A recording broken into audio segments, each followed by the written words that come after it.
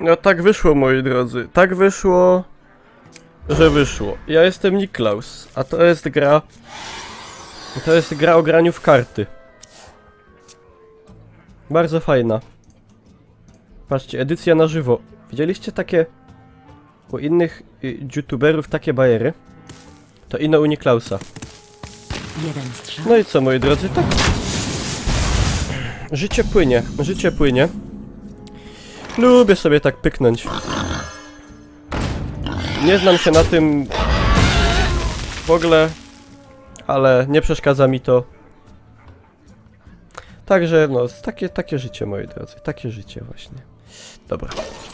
Zobaczymy, co tutaj będzie. Gramy z Watch Dogs.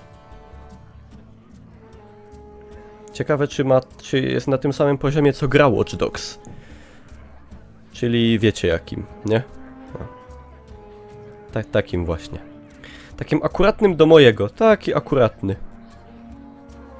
Tak będzie. Nie? Pozwól mi się zastanowić. No dobra, no zastanawiaj człowieku. Nad czym tu się zastanawiać? No w ogóle, moi drodzy, graliście kiedyś w Macao?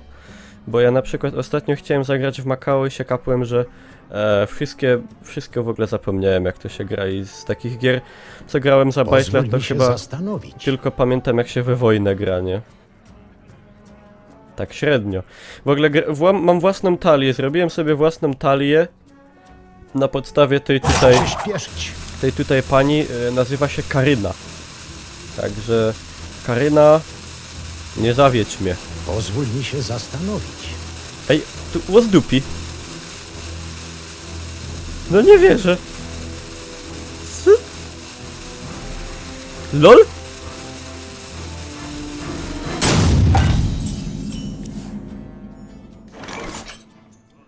Aha. No dobra, no. Widocznie to było, kurde... Muszę się śpieszyć. LOL? Ej, jaka pała! O co chodzi? Ej, może on awczy, może go mama na obiad zawołała, czy coś? No dobra, Muszę się śpieszyć.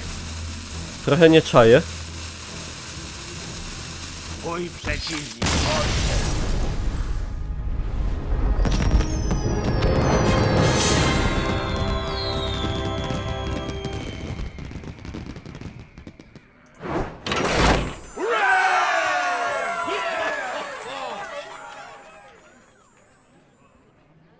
Powiem tak, to był najlepszy mecz Hearthstone'a, jaki kiedykolwiek rozegrałem. Także, co ja sobie sam mogę życzyć? Niklaus, oby tak dalej.